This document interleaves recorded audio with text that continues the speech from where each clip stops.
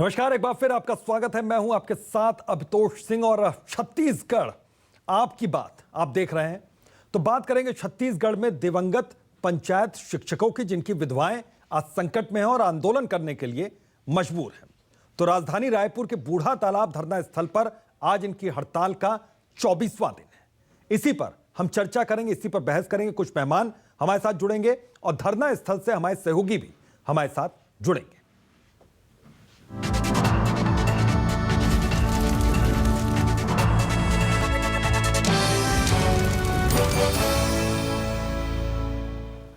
तो पिछले 24 दिन से कोई इनकी सुध नहीं ले रहा है। बीजेपी इसके लिए कांग्रेस पर एक बार फिर से जन घोषणा पत्र के वादों से मुकरने का आरोप लगा रही है। वहीं पर कांग्रेस बीजेपी से उनके 18 साल के कार्यकाल का हिसाब मांग रही है। कैसे, सुनवाते हैं आपको। दिवंगत जो परिवार है, उनकी विधवाएं हैं, उनकी महिलाएं हैं, उनके परिवारजन हैं, उनके साथ में जिस तरीके का विश्वासघात कर रही है सरकार, और तमाम प्रकार के उसमें कंडीशन कि उन शिक्षकों की भर्ती के लिए पहले डीएड, बीएड या टीटी एग्जाम की आवश्यकता है। बहनों ने स्पष्ट मांग की है, मैंने भी अपनी तरफ से इस बात को रखा है पंचायत मंत्री के सामने कि पहले इनकी नियुक्ति किया जाए, और नियुक्ति के दौरान जब नौकरी लग जाती है, जिस तरीके से प्रमोशन के लिए एग्जाम होते हैं, बाद में ये बहनें ने कहा है कि हम डीएड, बीएड और टीटी की परीक्षा पास कर लेंगे, लेकिन सरकार इन दिवंगत शिक्षकों के परिजनों को नियुक्ति नहीं देना चाहती, दोहरा मापदंड अपना रही है। मुझे लगता है कि सरकार को मानवतापूर्ण व्यवहार करके इन बहनों को नियुक्ति प्रदान करना चाहिए। कांग्रेस सरकार ने सत्ता में आने के बाद इन हजारों लाखों शिक्षा कर्मियों को नियमितीकरण करने और इसके लिए राशि की व्यवस्था करने का काम किया है। जहां तक जब इनमें से शिक्षकों को अनुकंपा नियुक्ति का फायदा दिए जाने की बात है, इसके बारे में सरकार इनके प्रति पूरी सहानुभूति रखते हुए विचार कर रहे हैं। लेकिन इस प्रकार से आंदोलन किया जा रहा है तो इन्हें इस बात का भी स्मरण रखना चाहिए कि किन्हीं ने इनके साथ काम किया है, किन्हीं ने इनका साथ दिया है शिक्षा कर्मियों का, तो वो साथ देने का काम कांग्रेस की सरकार ने ही किया है। तो अब हमारे सवाल है न्यूज़ 24 मध्य प्रदेश छत्तीसगढ़ के ये सवाल कि छत्तीसगढ़ में पंचायत शिक्षक दिवंगत हैं तो विधवा महिलाओं पर संकट क्यों है? क्यों नहीं सरकार कुछ कर रही? 1000 परिवार का भविष्य दांव पर, राजधानी में अनिश्चितकालीन हड़ताल पर। तो अनुकंपा नियुक्ति दो या जीवन से मुक्ति दो, ये धरना स्थल पर जो महिलाएं बैठी हैं उनका कहना है। तो छत्तीसगढ़ में पंचायत शिक्षक दिवंगत विधवा महिलाओं पर संकट। तो आज चर्चा इसी पर हमारे साथ कुछ मेहमान जुड़ रहे हैं। धनंजय सिंह ठाकुर कांग्रेस के प्रवक्ता हैं, बहुत बहुत स्वागत है धनंजय आपका। और नरेश गुप्ता बीजेपी से हमारे साथ जुड़े हैं, बहुत बहुत स्वागत है नरेश जी आपका। और सत्या राजपूत हमारे सहयोगी धरना स्थल पर मौजूद है, लगातार वो कवर कर रहे हैं वहां पर, और परेशानियां जो हैं वो दूसरे दशकों तक पहुंचा रहे हैं और सरकार के कानों तक आवाज पहुंचाने की कोशिश हो रही है। धनंजय जी, सबसे पहले सर आपसे ये समझना चाहेंगे कि यहां पर क्या दिक्कत आ रही है? क्या कोई तकनीकी खामी है, इस वजह से परेशानी आ रही है, या फिर इच्छा शक्ति की सरकार में यहां पर कमी है, इस वजह से कोई फैसला सरकार ले नहीं पा रही?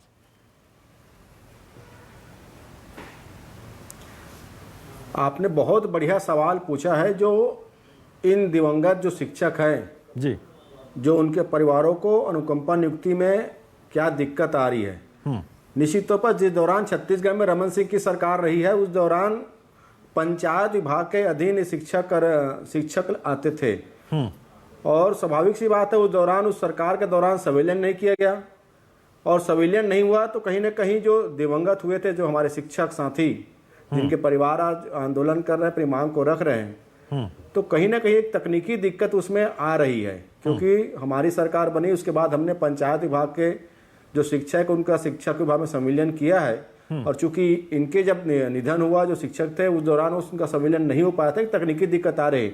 इसके बावजूद माननीय मुख्यमंत्री भूपेश बघेल की सरकार पूरी संवेदनशीलता के साथ, पूरी गंभीरता के साथ जो हमारे दिवंगत शिक्षक हैं उनके परिवार के लोगों को अनुकंपा नियुक्ति देने के लिए उसके रास्ते निकाल रही है। और बड़ी जिम्मेदारी चैनल, आपके चैनल के माध्यम से बताना चाहूंगा, अभी कोरोना संकट काल में छत्तीसगढ़ में लगभग 1000 से अधिक शासकीय कर्मचारियों की भी मृत्यु हुई थी, दिवंगत हुए थे, और कहीं ना कहीं उनके अनुकंपा नियुक्ति को लेकर जो तकनीकी दिक्कत थी उसको दूर करने का माननीय मुख्यमंत्री भूपेश बघेल की सरकार ने किया है और 900 से अधिक शासकीय कर्मियों के सभी विभागों के उनके परिवारजनों को अनुकंपा नियुक्ति मिली है। जो पूर्व रमन सरकार ने उसमें जो सीलिंग लगा के रखा हुआ था कि 10% मात्र उसमें अनुकंपा नियुक्ति दी जाएगी, उस सीलिंग को हटाने का माननीय मुख्यमंत्री भूपेश बघेल की सरकार ने किया है। तो निश्चित तौर पर हमारी सरकार की संवेदनशीलता इनके साथ पर है और ये शिक्षकों के परिवार के साथ साथ हमारे परिवार के सदस्य मैं कहूंगा और जो विधवा महिलाएं हैं, निश्चित तौर पर हमें इनकी उनके लिए सर कोई रास्ता निकालने की कोशिश हो रही है क्या? क्योंकि ये ज्यादा संख्या नहीं है, महज 1000 के आसपास ये संख्या है। मैंने कहा ना, निश्चित तौर पर मैंने कहा ना आशुतोष जी, ये शिक्षकों के परिवार के साथ साथ हमारे भी परिवार के सदस्य हैं, हमारी सरकार की जिम्मेदारी में हैं और हमारी सरकार इसके लिए जो तकनीकी जो दिक्कत आ रही है उसके एक रास्ता निकालने का प्रयास करेगी। ठीक है, हम उन परिवारों से ही समझ लेते हैं। इससे पहले कि नरेश गुप्ता जी आपके पास में आऊं, संवेदनशीलता इनके साथ मैं उन परिवारों से ही समझ लेता हूं जो धरना स्थल पर पिछले 24 दिन से लगातार वहां पर महिलाएं इकट्ठा हैं। सत्या, एक बार ये चीज जानिए वहां पर कि सरकार की ओर से क्या कोई बातचीत के लिए आया, कोई उनको तकनीकी तौर पर समझाने की कोशिश सरकार की ओर से हुई इन महिलाओं को? देखिए, पिछले 24 दिन से ये दिन रात 24 घंटे अपनी मांग को लेकर हड़ताल कर रहे हैं और इनकी जिद है कि जब तक इनको नियुक्ति नहीं दी जाएगी वो यहाँ से नहीं जाएंगे, क्योंकि ये अभी का लड़ाई नहीं है, 2006 से ये लड़ाई जारी है और अब तक इनको नियुक्ति नहीं मिल पाई है। ये मंत्री से लेकर तमाम विभागीय अधिकारियों के पास पहुंचे थे, क्या उनको आश्वासन मिला है पहले हम उनसे जानते हैं। और आप लोग लगातार धरना कर रहे हैं, अधिकारी क्या कहते हैं, मंत्री क्या कहते हैं, आप लोग उनसे मिलते हैं तो? सर, हम दिवंगत पंचायत शिक्षक के आश्रित हैं। हम लंबे समय से अपनी मांग को लेकर यहाँ पर बैठे हुए हैं। 21 जुलाई से हम धरना प्रदर्शन पर बूढ़ा तालाब में यहाँ उपस्थित होकर अपनी एक सूत्री मांग अनुकंपा नियुक्ति, मात्र एक अनुकंपा नियुक्ति मांग के लिए हम लोग 24वां दिन है जो हम यहाँ बैठे हैं। लगातार शासन से गुहार लगा रहे हैं कि जिस तरह से आप सभी विभागों में अनुकंपा नियुक्ति दे रहे हो, उसी तरह हम लोग भी चाह रहे हैं कि हमको भी योग्यता अनुसार अनुकंपा नियुक्ति मिले।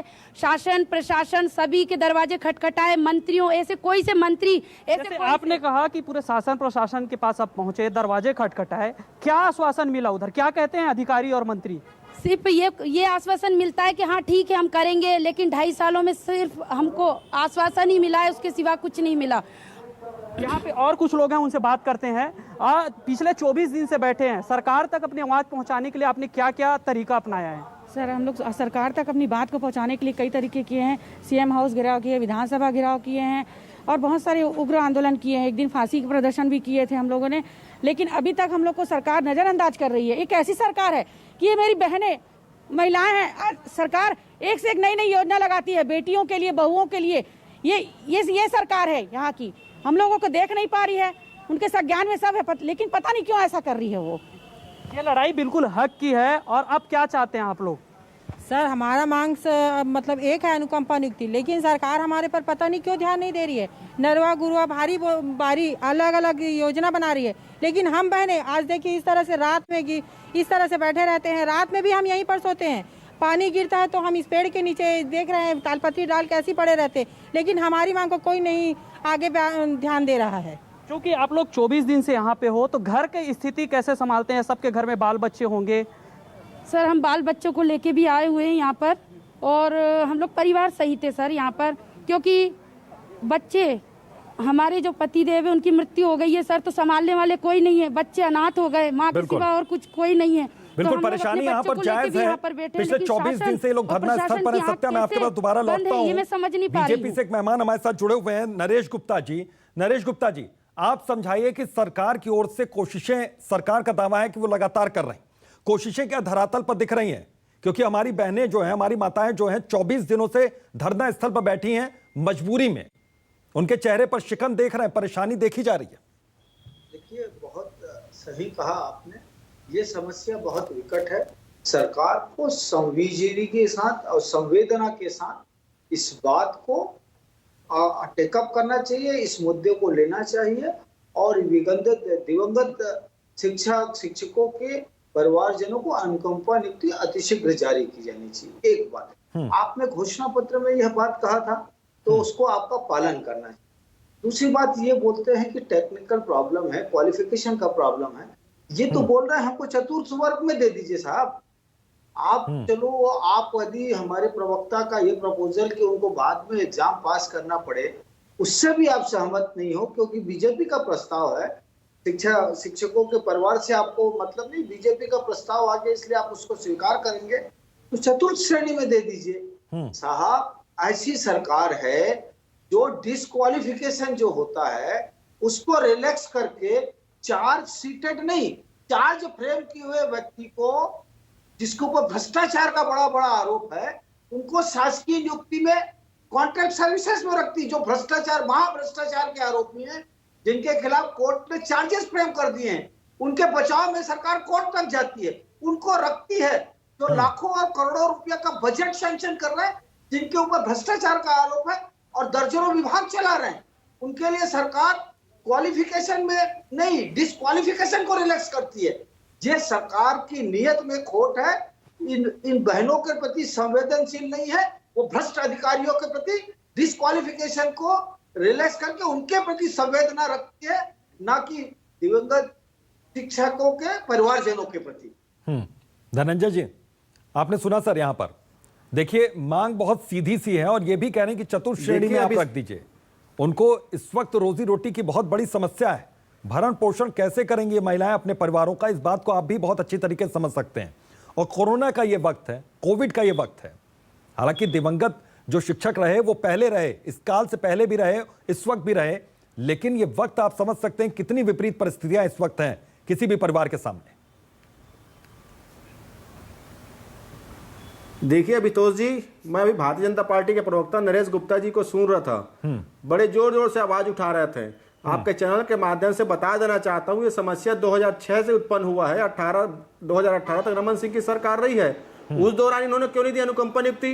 क्या इनमें कमियां थी? तो कहीं ना कहीं इनकी जो नियत और नीति खराब रही है, उसका ही खामियाजा हमारी बहनों को आज उठाना पड़ रहा है। मैंने कहा ना, 2018 के पहले पंचायत जो शिक्षक जो पंचायत के अधीन जो आते थे, उनका संविलियन ही रमन सरकार ने किया। हमारी सरकार बनी तो हमने संविलियन किया है। और यहाँ सबसे बड़ी दिक्कत जो आ रही है अनुकंपा नियुक्ति देने में, इनका संविलियन नहीं हो पाना है जब शिक्षक हमारे दिवंगत हुए हैं। तो मुझे ऐसा लगता है कि भारतीय जनता पार्टी को इस मामले में राजनीति करना नहीं चाहिए, क्योंकि ये सारे जो समस्याएं उत्पन्न हुई है इनके शासनकाल के दौरान हो रहा है। और आपके चैनल के माध्यम से बड़ी जिम्मेदारी साथ कहना चाहता हूँ, छत्तीसगढ़ के माटी पुत्र माननीय भूपेश बघेल जी और हमारी जो बहनें हैं जो यहाँ पे आंदोलन में बैठी हुई है, इनसे भी मैं आग्रह करूंगा, ये जीत छोड़ के, आंदोलन छोड़ के एक प्रकार चर्चा के लिए आगे आए। निश्चित तौर पर इनके प्रति हमारी सरकार की पूरी संवेदनशीलता है। और मैं तो कहूंगा कि माननीय मुख्यमंत्री भूपेश बघेल जी अति संवेदनशील व्यक्ति है। प्रत्येक व्यक्ति के बारे में वो अपनी एक सोच रखते हैं, एक विचार रखते हैं, उनकी उस बारे में सोचते हैं। अभी मैंने उदाहरण भी दिया है ना, कोरोना संकट काल में जो धनंजय जी, इससे कोई इनकार नहीं कर रहा है। अगर सरकार अति संवेदनशील है, भूपेश बघेल जी अति संवेदनशील है, तो यहां पर भी अति संवेदनशीलता दिखाएं, अपने काम में दिखाएं। क्योंकि यहां पर जो महिलाएं वो 24 दिन से इस बात को लेकर अड़ी हुई हैं कि उनके लिए कुछ ना कुछ तो हल निकाला जाए। सिर्फ आश्वासन से कैसे काम चलेगा? निश्चित तौर पर अभितोष जी, मैंने कहा ना, ये समस्या 24 दिन का नहीं है, ये समस्या 2006 का है और इसको उत्पन्न करने वाले रमन सिंह की सरकार रही है। 12 साल में उस समस्या का हल उन्होंने नहीं किया। उन्होंने क्यों पंचायत करीबों का संविलियन क्यों नहीं किया? तो कहीं ना कहीं जो नीयत खराब रही है, जो इनके खिलाफ जो षड्यंत्र करने का काम किया, भारतीय जनता पार्टी ने किया है। और आज भाजपा के नेता जब माननीय मुख्यमंत्री भूपेश बघेल जी सभी के प्रति संवेदनशीलता रखते हैं, और मैंने कहा ना, इनके बारे में भी पूरी गंभीरता से हमारी सरकार विचार कर रही है। और आपके चैनल के माध्यम से मैं तो बहनों से आग्रह करूंगा कि वो इस प्रकार के आंदोलन को छोड़ के चर्चा के रास्ता पर आए। और निश्चित तौर पर माननीय मुख्यमंत्री भूपेश बघेल की सरकार पूरी संवेदनशीलता के साथ ये इनके जिनके जो समस्याएं उन पर विचार करेगी। और हमने वादा जो किया उसे हम पूरा करेंगे, क्योंकि हम अभी तक 36 बिंदु जो वादा किए थे उससे 24 से अधिक बिंदु हमने वादा पूरा किया है। नरेश गुप्ता जी कुछ कहना चाह रहे हैं। भारतीय जनता पार्टी प्लीज इस मामले में राजनीति ना करे, क्योंकि ये सारी समस्याएं उत्पन्न रमन सिंह की सरकार के दौरान हुई है। सर ठीक है, नरेश गुप्ता जी, आता हूं मैं आपके पास। एक बार वहां धरना स्थल पर सुन लीजिए किस तरीके से विचलित हैं ये महिलाएं, विधवा बहनें, विधवा माताएं। यहां पर देखिए किस तरीके से नारेबाजी कर रही हैं।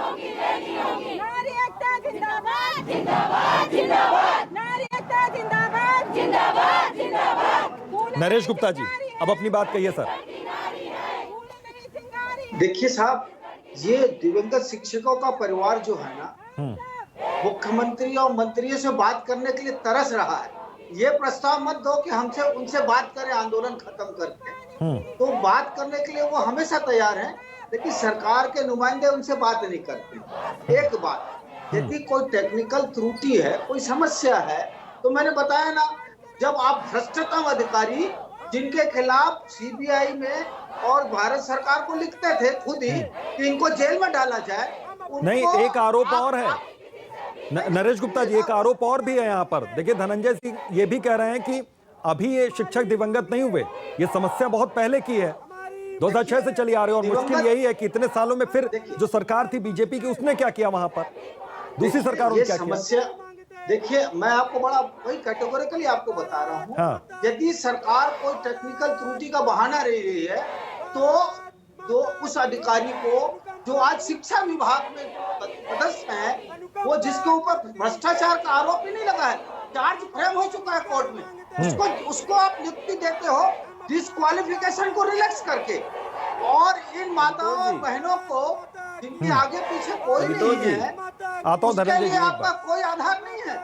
ये कौन सी बात करते हो आप? ऐसे व्यक्ति को जिसको खिलाफ कार्रवाई करने के लिए भारत सरकार को, प्रधानमंत्री को, सारे सिस्टम को लिखते हो, और आज उसके डिस्क्वालिफिकेशन पार्ट को रिलैक्स करते हुए उसकी नियुक्ति देते हो, और उनकी नियुक्ति को हर प्रकार से बचाव करते हो हर जगह जाकर, और उनको बड़े बड़े पद देते हो जो इन बहनों की नियुक्ति को, वैसे ही अधिकारी इन बहनों की नियुक्ति पे रोड़ा अटका रहे हैं।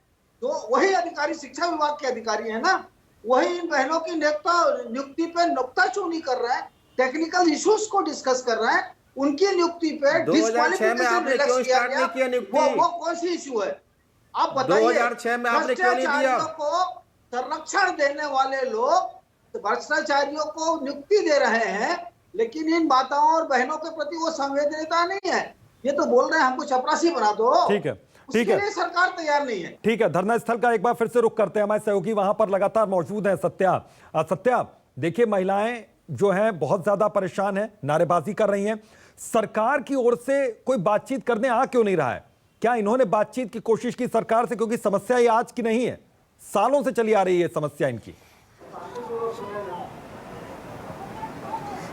देखिए यहाँ जब से यहाँ पिछले 24 दिन से ये धरना प्रदर्शन के लिए यहाँ बैठे हैं, उसके बाद ये तमाम प्रयास किए सरकार तक अपनी बात पहुँचाने के लिए। पहले विधानसभा घेराव करने की कोशिश की, उसके बाद राज्यपाल भवन, फिर सीएम हाउस, ये तमाम तरीके अपनाए, कैंडल मार्च निकाले गए और वहीं पे जल समाधि भी ली गई, सांकेतिक रूप से फांसी में भी लटके। उसके बावजूद यहाँ पे कोई अधिकारी पहुंचे हैं नहीं, हम उनसे ही जानते हैं। आप लोग लगातार तमाम प्रयास किए सरकार को अपनी बात पहुंचाने के लिए, क्या कोई जनप्रतिनिधि, मंत्री, नेता या जिला प्रशासन से कोई व्यक्ति यहाँ पहुंचा है? नहीं सर, अभी तक ना सरकार की तरफ से कोई जनप्रतिनिधि अभी तक हमारे पास नहीं पहुंचे हैं, और हम लगातार अपनी एक सूत्री मांग के अनुकंपा नियुक्ति को लेकर 21 जुलाई से यहाँ पर धरना प्रदर्शन कर रहे हैं, लेकिन अभी तक शासन और प्रशासन के प्रतिनिधि हम तक नहीं पहुंचे हैं। यहाँ पे और कुछ तस्वीर आपको मैं दिखाऊंगा। यहाँ छोटे छोटे बच्चे हैं जिनके घर में कोई नहीं है और वो अनुकंपा नियुक्ति के लिए आए हैं। कहाँ से आए हो आप? मैं राजनांदगांव से। राजनांदगांव के। आपके घर में कौन कौन है और नौकरी के लिए मैं अप्लाई की हूँ सर, और मेरे घर में 4 भाई बहन और मेरी मम्मी है बस। घर कैसे चलता है? खेती किसानी करते हैं सर, लेकिन वो भी खेत नहीं है, दूसरे की यहाँ मजदूरी करने जाते हैं। मम्मी जाती है, हम लोग पढ़ाई करते थे। आपके घर कैसे चलता है? कौन कौन है घर में? वो मेरी मम्मा है और वो कब से यहाँ पर आई हुई है। मैंने यहाँ पर देखा, यहाँ पर कुछ भी नहीं हो रहा है। तो मैं ये बोलना चाहूँगी सरकार को कि वो जिन लोग यहाँ पर आए हैं उनकी सब मांगे पूरी की जाए बस। अभी बहुत दिनों से अगर बात करें राजधानी में, 1-2 हफ्ते से यहाँ पे बारिश हो रही थी, आप लोग पेड़ के नीचे में रहते, सांप बिच्छू से डर लगता था क्या? नहीं, बिल्कुल नहीं। अपने मांग को लेकर अड़ी गए। अब तो देखिए जो बच्चे भी हैं यहाँ पे अपनी मांग को लेकर लगातार यहाँ पे डटे हुए हैं। ये ऐसा नहीं है कि रात होते ही अपने घर चले जाएं, क्योंकि प्रदेश के तमाम दूसरे अलग अलग जिला से यहाँ पहुंचे हुए हैं और अपनी मांग को लेकर बरगद के पेड़ के नीचे 24 घंटा बच्चे वहां पर मौजूद हैं। बिल्कुल सत्या, 24 दिन से ये धरना यहाँ पर चल रहा है। धनंजय जी, देखिए आपसे सर ये समझना चाहेंगे और एक गुजारिश भी यहाँ पर होगी, क्योंकि महिलाओं का दर्द आपने भी यहाँ पर देखा, अपने छोटे बच्चों के साथ वो लोग वहां पर हैं, पिछले 24 दिन से दिन रात वहां पर मौजूद हैं और उनकी ये मांग है कि सरकार की ओर से कम बातचीत करने तो आए। आपने आश्वासन दे दिया, लेकिन आश्वासन देने के लिए भी तो कोई वहां पर पहुंचे धरना स्थल पर कि हम बातचीत कर रहे हैं, हम किसी तरीके से काम करेंगे या हमारी कुछ रणनीति है, ये समझाएं तो इन लोगों को। देखिए बितोष जी, आपके चैनल में कुछ देर पहले हमारी बहनों ने कहा कि जिला प्रशासन के अधिकारियों के उसमें चर्चा हुई है, शासन प्रशासन संघ लोगों से भी चर्चा हुई है और उनको आश्वासन मिला है कि इनके विषय पर बिल्कुल गंभीरता से बात की जा रही है। तो मुझे ऐसा लगता है कि शासन प्रशासन के लोग निश्चित तौर पर इनसे जाके बातचीत किए हैं। और अभी भी आपके चैनल के माध्यम से कहना चाहूँगा मैं हमारी बहनों से कि इस प्रकार के आंदोलन खत्म करके वो बातचीत करें और निश्चित तौर पर माननीय मुख्यमंत्री भूपेश बघेल की सरकार पूरी संवेदनशीलता के साथ इनके साथ खड़े हुए हैं और गंभीरता से इनके जो समस्याएं उस पर विचार कर रहे हैं। और अभी कुछ देर पहले मैं नरेश गुप्ता जी को मैं सुन रहा था आपके चैनल में, भाई ये कह रहे थे कि जो भ्रष्ट अधिकारी है, ये भ्रष्ट अधिकारी तो पालन तो आपने किया और 2006 से जो समस्या है, जो हमारी बहनों की समस्या है, जिसको लेकर आज यहाँ पे राजनीति आप करने बैठे हुए हो, 2006 से 2018 के बीच में छत्तीसगढ़ में रमन सिंह की सरकार रही है। उस दौरान भाजपा का तो एक ही एजेंडा था ना कि आरएसएस के लोगों को सरकारी विभाग में प्रतिनियुक्ति देकर उनको पालित पोषित करना। आपने क्यों इनके काम को नहीं किया? आप बताइए ना, जितने भी विभाग है, चाहे कलेक्टर के जो सलाहकार आपने आरएसएस के लोगों को बनाया, सभी विभागों में आरएसएस के लोगों को आपने नियुक्ति किया जो उस काबिल नहीं थे। आपने 2006 के बाद में हमारी बहनों के मांगों पर विचार क्यों नहीं किया? पहली बात, जब पंचायत विभाग का संविलियन करना था तो फिर आपके हाथ पर क्यों फूल रहे थे? और आपके चैनल के माध्यम से पूर्व की सरकार ने नहीं किया, हमारी मौजूदा सरकार करे ना, वो गंभीर है और निश्चित तौर पर बहुत जल्द इसका रास्ता निकालेंगे। सरकार को यहाँ पर जवाब दे। मैं आग्रह करूंगा वो धरना प्रदर्शन को खत्म करें, सरकार उनके साथ खड़ी हुई है और उनके मांगों पे सर उम्मीद करते हैं कि आपका आग्रह ये महिलाएं सुने, लेकिन इन महिलाओं की आवाज भी सरकार को यहाँ पर सुननी पड़ेगी। नरेश गुप्ता जी, भाई पहले आपकी सरकार थी, आपने क्यों नहीं इस पर किसी तरीके से कोई कार्यान्वयन किया, कोई काम किया? भ्रष्ट अधिकारियों को कौन पोषित कर रहा है? वही अधिकारी, जब बीजेपी की सरकार थी तो उस अधिकारी को हटाने के लिए ये प्रधानमंत्री और राष्ट्रपति और डीओपीटी को पत्र लिखा करते थे। आज उसी अधिकारी की नियुक्ति कर दिए रिटायरमेंट के बाद, और जब उसके खिलाफ लोग आपत्ति दर्ज कर रहे हैं और उसके खिलाफ रिप्रेजेंटेशन जा रहे हैं तो उसको यही सरकार बचा रही है। पावर में आते ही वो भ्रष्ट अधिकारी, मसला भ्रष्ट अधिकारी का आज है नहीं, आज मसला यह है कि कम से कम इन महिलाओं को एक उम्मीद तो जगे। सरकार जो आश्वासन दे रही, सरकार कम से कम अपनी ओर से कुछ काम तो करे। समस्या का जड़दाता, जन्मदाता रमन सिंह और भाजपा की सरकार रही है। पूर्व की सरकार पर निशाना साधना ये भी एक अलग परंपरा है। जो समस्या उत्पन्न हुआ, बहुत बहुत शुक्रिया आप दोनों ही मेहमानों का अपना कीमती वक्त देने के लिए बहुत बहुत शुक्रिया। 12 साल के शासन सत्य आपका भी बहुत बहुत शुक्रिया। 24 दिन से ये विधवा महिलाएं अपने बच्चों के साथ डटी हुई हैं। उम्मीद उन्हें सरकार से है कि सरकार के कानों तक उनकी आवाज पहुंचे और सरकार जो आश्वासन दे रही है, कम से कम सरकार इस पर कोई रणनीति बनाकर उनकी कोई मदद करे। अनुकंपा नियुक्ति का यह मसला है, ज्यादा दिन खींचना नहीं चाहिए। बहरहाल आपकी बात में आज के लिए बस इतना ही। दीजिए इजाजत, नमस्कार।